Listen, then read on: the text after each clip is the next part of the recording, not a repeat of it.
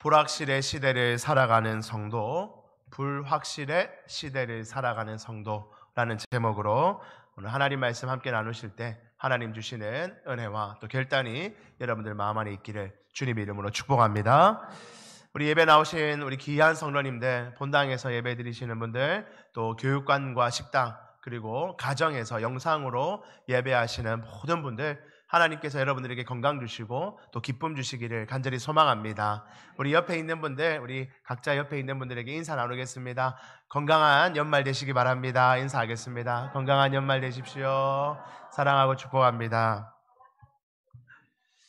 여러분, 2020년도 이제 한 주밖에 남지 않았습니다. 오늘 빼면 이제 딱 한 주일 남았습니다. 2020년은 우리 모든 사람들에게 절대로 잊지 못할 2020년 다 기억이 될 것입니다. 한 번도 경험해 보지 않았던 큰 어려움으로 인해서 우리 모든 사람들이 당황했고 또 힘들어했던 2020년이었습니다. 2021년이 우리 앞에 다가왔지만 여전히 우리는 그 어려움 가운데 살아가고 있습니다. 여러 가지 어려움이 있지만 무엇보다도 코로나로 인해서 미래 예측이, 우리 다음 해가 어떻게 될지 그 예측이 불가능하다는 것이 어쩌면 가장 큰 어려움일 것입니다. 우리는 이 바이러스가 언제 이 지구상에서 완전히 사라질지 모릅니다. 내년이면 정말로 끝이 날지, 백신이 완전히 보급되면 이 어려움이 끝이 나고 자유롭게 생활을 할 수 있을지 모르는 일입니다. 심지어 코로나의 변종 바이러스가 생긴다면 이보다 더 큰 어려움이 또다시 온 지구를 또 뒤덮을지 모르는 일이지요. 미래가 어떻게 될지 모르기 때문에 우리는 두렵고 불안할 수밖에 없는 것입니다. 교회적으로도 올해 계획했던 많은 사역들을 대부분의 교회들이 감당하지 못하고 다 멈추어 버렸습니다. 문제는 내년도 계획을 세우는 것도 참으로 어려운 지경입니다. 저도 이제 목회자로서 2021년도 우리 교회 사역들을 또 우리 교회가 함께 해야 될 여러 가지 사역과 훈련들을 계획하고 있지만 계획을 세우면서도 너무나 고민이 됩니다. 과연 지금 세우는 이 계획들을 과연 할 수 있을까? 올해처럼 예배조차도 못 드리는 그런 상황이 되어서 모든 것이 다 멈춰버리지는 않을까? 이런 염려 속에서 아주 조심하면서 계획들을 세워나가고 있습니다. 불확실성, 확실한 게 없다는 거죠. 그 불확실성, 그것은 분명 코로나가 가져온 큰 우리 인생의 특징이지만 사실은 우리 인생 전체를 돌아보면 우리 인생이라는 것이 사실 불확실함 가운데 살아가는 것입니다. 기본적으로 우리 인생은 누구나 다 불확실하지요. 어느 누구도 정확하게 예측된 삶을 살아가는 자는 아무도 없습니다. 내가 고등학교를 이렇게 가서, 대학은 이렇게 가서, 직장은 이렇게 가고, 이런 배우자를 만나서, 이런 자녀들 낳아서 내 생의 마지막은 이렇게 끝날 거야. 자기 계획을 딱 세워놓고 그 계획에 어느 정도 맞추어서 살아가는 사람은 아마 아무도 없을 것입니다. 미래를 정확하게 예측할 수 있다면 얼마나 좋겠습니까? 내년에는 이런 일이 있을 거야. 그 다음에는 이런 일이 있을 거야. 정확하게 다 예측하며 살아간다면 좋겠지만 그렇게 할 수가 없지요. 여러분, 2008년도부터 우리나라에 나오는 책 중에 트렌드 코리아라는 책이 있습니다. 2008년부터 해마다 한 권씩 연말이 되면 나옵니다. 트렌드 코리아, 이게 무슨 말이냐면 트렌드는 유행 이런 뜻이죠. 코리아는 한국이라는 말입니다. 그러니까 내년에 한국에 있을 유행들, 한국이 이렇게 갈 거다 하는 것을 연말이 되면 이 서울대학교에서 연구를 해가지고 책을 발표합니다. 저도 웬만하면 보고 있는데 그 내용은 내년에 이런 것들이 한국 사회를 이끌어 갈 거야, 한국 사회는 이렇게 갈 거야 하는 것들을 연구하고 고민하여서 나오는 책입니다. 어쩌면 많은 사람들에게 도움이 됩니다. 사업을 하는 사람들에게는 내년에 사람들이 이런 유행을 할 거니까 이런 거를 준비해야 되겠다 하면서 그런 도움이 될 것이고, 또 다음 걸음을 준비하는 젊은이들과 또 사람들에게도 우리 한국 사회가 이렇게 가고 있으니 우리 이런 거를 준비하자 하면서 분명히 도움이 되는 책이 분명합니다. 그러나 여러분, 아무리 전문가가 자료들을 막 수집하고 또 그 자료들을 분석하고 연구하여서 내년에는 이런 것이 유행할 겁니다, 내년에 한국 사회는 이렇게 갈 겁니다 라고 그 책을 만들어낸다 할지라도 그대로 갈 수는 없는 것입니다. 그것을 정확하게 예측하기란 불가능하겠죠. 작년 트렌드 코리아에서 코로나라는 것을 어떻게 예측할 수 있겠습니까? 그거는 아무도 예측할 수 없는 그런 상황이 발생한 거죠. 예측하여 우리가 맞추어낸 그 변수보다 예측할 수 없었던 변수, 생각지도 못했던 변수가 우리 인생에는 훨씬 더 많은 것이 사실입니다. 특히 이 코로나 시대에는 더욱더 그러합니다. 정말로 2021년도에는 어떤 모습이 될지, 이 사회가 어떻게 변할지 정말로 아무도 예측할 수 없는 것이 지금 우리가 살아가고 있는 이 코로나 시대라고 하는 것입니다. 여러분, 이렇게 불확실한 시대를 살아가야 하는 우리 성도들은 어떻게 살아가야 될까요? 한 치 앞도 모르는 2021년이 어떻게 진행될지 모르는 이 상황 가운데 하나님의 백성인 우리들은 어떻게 살아가야 그것이 지혜로운 삶이고 하나님의 자녀로서 의미 있고 가치 있는 삶을 살았다라고 말할 수 있겠습니까? 여러분, 이 질문에 대해서 우리는 오늘 우리가 너무나 사랑하고 많이 암송하고 읽어왔던 이 시편 23편의 내용을 가지고 이 불확실한 시대 가운데 성도로서 어떻게 살아야 될지, 어떤 마음 가지고 살아야 될지를 한번 같이 나누어 보고자 합니다. 우리 첫 번째입니다. 우리 같이 한번 화면을 보시고 읽어보시겠습니까? 시작. 여호와를, 첫 번째로 우리는 여호와를 누구의 목자로요? 나의 목자로 인정해야 됩니다. 1절 말씀 한번 봅시다. 1절에 보니까 여호와는 나의 목자시니 내게 부족함이 없으리로다. 우리가 너무나 좋아하는 성경 구절이죠. 여호와는 나의 목자시니 내게 부족함이 없습니다 라고 다윗이 고백하였습니다. 여러분, 목동 출신이었던 이 23편을 기록한 다윗은 여호와 하나님을 목자로, 그리고 자신은 뭐로 비유합니까? 양으로. 하나님은 목자시고 나는 양입니다 라고 비유하고 있습니다. 사실 다윗만 성도를 양에 비유한 것이 아니라 성경에 보면 200번 이상이나 성도를, 우리 같은 믿음의 자녀들을 양으로 성경은 표현하고 있습니다. 여러분, 고대 이스라엘 사람들은 성경이 자신들을 양이라고 비유하는 이 의미를 우리보다 훨씬 더 잘 이해했을 것입니다. 우리는 양을 잘 못 보잖아요. 저도 양을 양떼 목장 가서 본 게 다지 양을 가까이에서 본 적은 별로 없습니다. 그러나 그들은, 고대 이스라엘 사람들은 어디서나, 집을 나가면 어디서나 다 양들을 쉽게 볼 수 있었고 양들이 목자가 따라가는 모습을 늘 가까이에서 지켜봤고, 상당수는 다윗과 같이 어릴 때든지 어른이 되어서든지 직접 양의 목자가 되어서 자기의 직업으로 양치기, 목자로서의 삶을 살아본 사람들이 고대 이스라엘 사람들이었습니다. 양을 잘 모르는 우리는 성경이 우리를 양으로 불러주면 기분이 좀 좋습니다. 아, 하나님이 우리를 양으로 부르시는구나. 이 양처럼 나를 순하게 보시는구나. 난 성격이 사실 더러운데 하나님이 나를 양으로 불러주시니 참 기분 좋네. 순하니까 나를 그렇게 불러주시는갑다. 또는 양처럼 양털이 하얘니까, 우리 그림 같은 데 보면 양털은 항상 하얗잖아요. 그죠?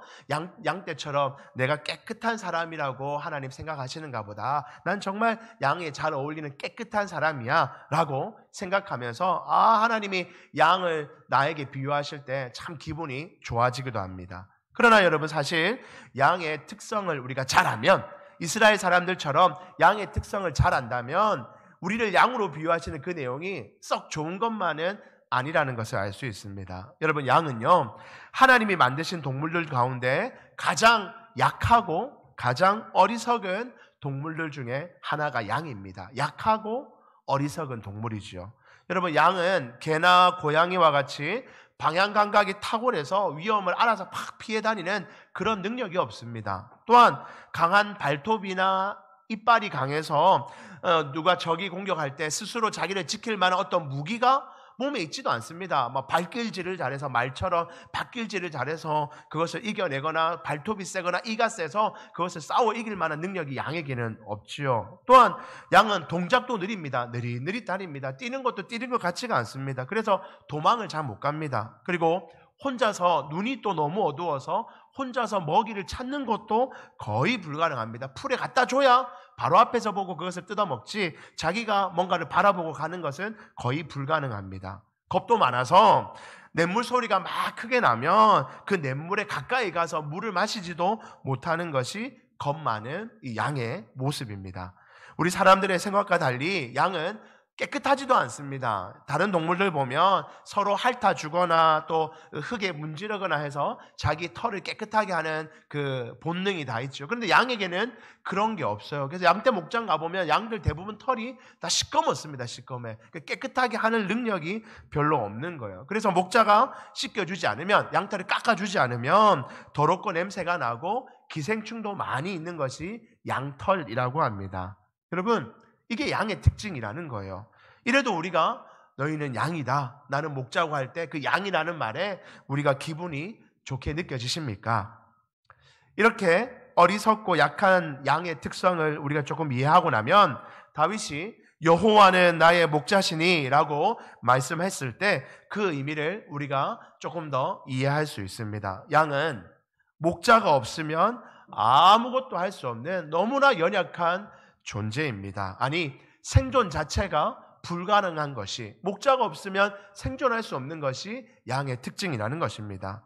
그러나 목자가 있으면 모든 것이 달라질 수 있습니다. 양에게 목자는 있어도 되고 없어도 되는 그런 존재가 결코 아닙니다. 목자가 있으면 삶의 질이 좀 나아지고, 목자가 없으면 그냥 삶의 질이 좀 떨어지는 그런 차원의 문제가 아니라, 목자가 있어야 살 수 있고 목자가 없으면 삶을 유지하는 것이 불가능한 것이 양의 모습입니다. 그러니 양에게 목자는 곧 생명이자 유일한 희망이라는 것입니다. 여러분, 이와 같이 이 불확실한 삶의 여정에서 우리가 살아가려면 우리에게는 선한 목자 되신 주님이 절대적으로 필요한 것입니다. 오늘날과 같은 이 위기의 시대에는 더더욱 그러합니다. 한 번도 경험해 본 적이 없는 다양한 일들이 우리 주변에서 막 일어나고 있습니다. 이렇게 어려운 이때 목자 없이는 올바른 방향으로 나갈 수도 없고, 스스로를 방어할 수도 없고, 영혼의 더러운 때를 씻지도 못하고 참된 양식을 먹을 수도 없는 것이 연약한 양들의 모습이고, 그게 우리의 모습이라는 것입니다.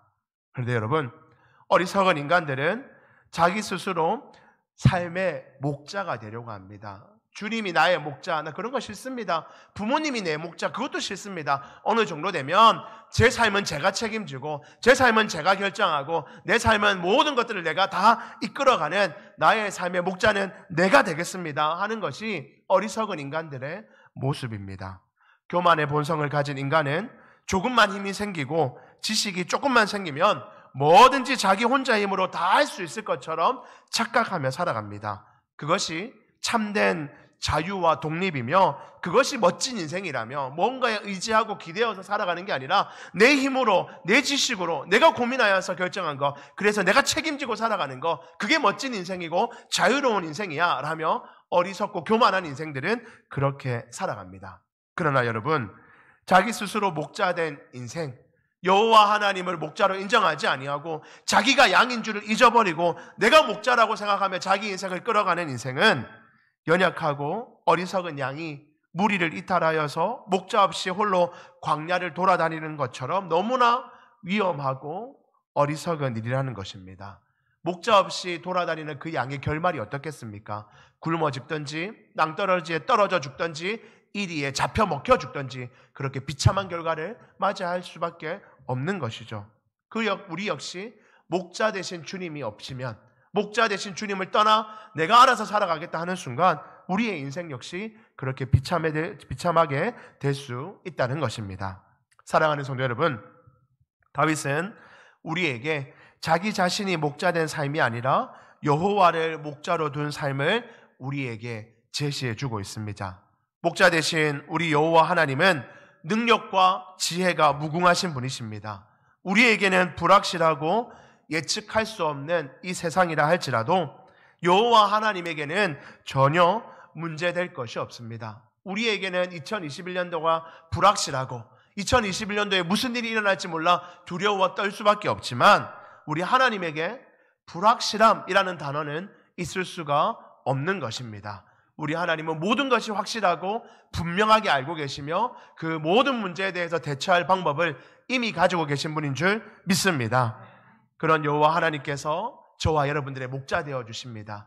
그분을 우리가 목자로 인정하며 나아갈 때 그분께서 우리의 삶을 인도해 가실 것입니다. 아무리 세상이 어렵고 아무리 우리가 어려운 상황에 처한다 할지라도 목자 되신 우리 주님께서 우리를 절대로 놓지 않는 이상 우리는 이런 인생으로 인도함을 받을 것입니다. 우리 2절과 3절 말씀 한번 보실까요? 우리 2절 같이 한번 읽어보겠습니다. 시작. 그가 나를 누이시며 쉴만한 물가로 인도하시는도다. 3절. 내 영혼을 소생시키시고 자기 이름을 위하여 의의 길로 인도하시는도다. 아멘. 목자 되신 우리 주님을 따라가면요, 우리 목자 되시는 주님은 모든 것이 분명하고 확실하고 지혜가 충만하시며 능력이 있으시기에 우리를 푸른 풀밭으로 쉴만한 물가로 인도하시는 줄 믿습니다.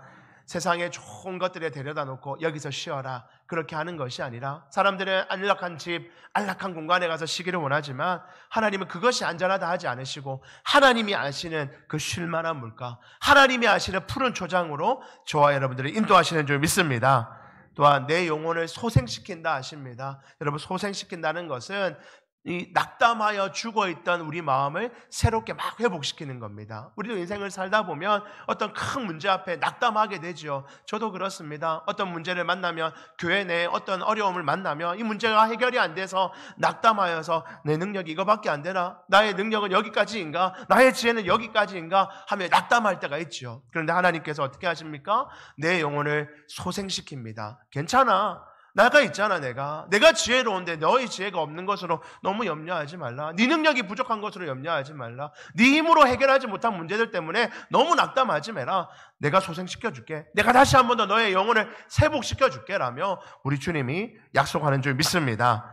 또한 3절에서 자기 이름을 위하여 의의 길로 인도하신다 하십니다. 아무 가치 없고 무익하며 그냥 생존에만 급급한 그런 인생이 아니라 이 위기의 상황에 어떻게든 살아남아야지 하는 생각으로 살아가는 그런 무익한 인생이 아니라, 그냥 단순히 사는 인생이 아니라 의의 길로 인도함을 받는 인생, 누군가를 살려내고 누군가에게 복음을 증거할 수 있으며 누군가에게 사랑을 전해줄 수 있는 그런 가치 있는 인생으로 우리 목자 되신 주님께서 저와 여러분들을 인도해 주시는 줄 믿습니다. 사랑하는 성도 여러분, 불확실한 삶을 살아가는 우리에게 필요한 첫 번째 자세는 여호와 하나님을 목자로 인정하는 것인 줄 믿습니다. 나의 무능과 한계를 겸손히 인정하며 늘 목자 되신 주님의 인도하심을 따라가는 여러분들 되기를 소망합니다. 모든 결정의 순간에 그분의 뜻을 묻고 그분의 지시를 하는 방향으로 나아가기로 결단해 보십시오.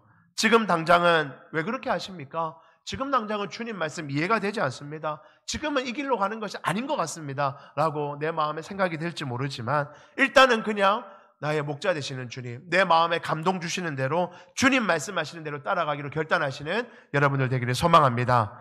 그분은 우리보다 더 멀리 보고 계시며 더 많이 알고 계십니다. 내 생각대로, 내 하고 싶은 대로 하고 싶은 마음이 굴뚝 같지만 그냥 내 길을 가는 것이 아니라 주님의 지침대로 행하고 주님의 인도하심을 따라 나아갈 때 주님께서 여러분들을 반드시 선하고 복된 길로 인도하시는 줄 믿습니다. 두 번째입니다. 우리가 이 불확실한 시대에 어떻게 살아가야 될까? 우리 같이 한번 둘째 읽어보겠습니다. 힘든 상황에도 용기를 내어 나아가야 합니다. 여러분, 힘든 상황에도 우리는 용기를 내어서 나아가는 것이 이 불확실한 시대를 살아가는 성도의 자세입니다. 여러분, 4절에 보시니까요, 4절 앞에 이렇게 3절까지 희망의 메시지를 막 하던 다윗이 4절에 뭐라 합니까? 내가 사망의 음침한 골짜기로 다닐지라도 라고 말하고 있습니다. 여러분, 우리가 오해하지 말아야 할 것은, 목자 되신 하나님을 따라간다는 것은 아무런 어려움과 힘든 일이 내 인생에 없을 거다, 여러분, 그것을 의미하지 않습니다. 다윗의 동네 이스라엘은 1월부터 6월까지는 그 양들이 그 산 아래 저지대에서 풀을 뜯어 먹습니다. 그런데 이제 계절이 바뀌고 여름에 태양이 높은 산 꼭대기에 눈을 녹이기 시작하면 저지대에는 풀이 거의 다 마릅니다. 그러면 어떻게 해야 될까요? 풀을 찾아서 산으로 올라가야 되죠. 그래서 목자들은 양들을 데리고 산 등성이 초장으로 어떻게든 올라가야 합니다. 그런데 양들에게 있어서 이 저지대에 있다가 고지대로 올라가는 이 여행은 정말로 불확실함과 두려운 장면들이 가득한 그런 위험한 골짜기입니다. 굶주린 늑대와 또 독사들이 어두운 골짜기에 숨어 있다가 양들을 언제 덮칠지 모릅니다. 또 푸른 초장으로 가는 길에는요, 낭떠러지가 너무나 많습니다. 길이 너무나 협소하기 때문에 그 협소한 길을 어떻게든 가야 되고, 자칫 잘못하여 발을 잘못 디디면 너 깊은 낭떠러지 계곡 아래로 떨어질 수 있는 것이 유다의 산길이라고 할 수 있습니다. 푸른 초장으로 가는 길이 결코 쉽지가 않지요. 다윗이 4절에서 말한 사망의 음침한 골짜기가 그런 겁니다.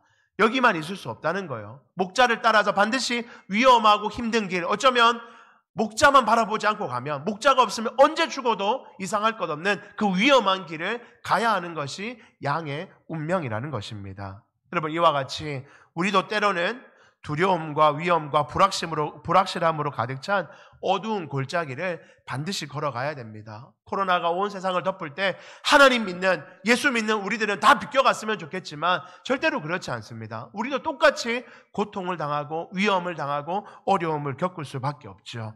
예기치 않은 고난이나 스스로 감당하기 어려운 상황, 또는 이해하기 힘든 일들이 여러분들의 인생에 일어날 수 있습니다. 앞이 보이지 않고 절망의 구름이 덮여있는 외로운 땅에 홀로 외롭게 서 있어야 할 때도 분명히 있을 수 있습니다. 그런데 여러분, 다윗은 이런 어려운 상황에 처할지라도 두려움에 지배당하지 않겠다라고 분명하게 선언합니다. 사망의 음침한 골짜기를 다닐지라도 내가 두려워 낭망하지 않겠다라고 선포합니다. 4절 후반절에 이렇게 되어 있죠. 우리 4절 후반절 같이 한번 읽어보겠습니다. 시작. 해를 두려워하지 않을 것은 막대기가 나를 안위하시나이다. 아멘. 다윗이 극도로 어려운 상황에서 이렇게 용기를 낸 것은 그에게 두려움이라는 그 감정이 없기 때문이 아닙니다. 다윗은 본래 용감한 인간이니까, 본래 이 깡이 센 사람이니까, 속된 말로, 그러니까 이 두려워하지 않았다, 그런 게 절대 아닙니다. 여러분, 그도 분명 두려운 마음이 있었겠죠. 그러나 그가 두려움에 지배받지 않을 수 있었던 것은 하나님께서 자신과 함께 하심을, 그분의 능력이 자신에게 있음을 신뢰하고 믿었기 때문이었습니다. 다윗은 목자가 어두운 골짜기를 양과 함께 지나가면서 막대기로는, 이 막대기는 긴 그냥 지팡이입니다. 그게 짝대기입니다. 그 막대기로는 맹수가 다가올 때 그것을 쳐서 공격하는 용도이고요. 지팡이는 이렇게 앞이 구부러진 것을 지팡이라 합니다. 이 지팡이는 이 때리는 용도가 아니라 양들이 이렇게 잘못 갈 때 이렇게 다리를 걸어서 또는 이렇게 양들을 인도하는 데 쓰는 것이 이 지팡이입니다. 그러니까 막대기와 지팡이로 나를 안위하신다는 것은 나에게 어려운 공격이 올 때 그것을 주님의 지팡이로, 막대기로 때려 막아주시고, 내가 다른 길로 벗어나려 할 때, 내가 위험한 길로 할 때 지팡이로 나를 거두어다가 바른 길로 인도하시는 것이 우리 하나님인 줄을 우리 다윗은 믿었습니다. 그것을 믿었기 때문에 두려움에 빠지지 않았던 것입니다.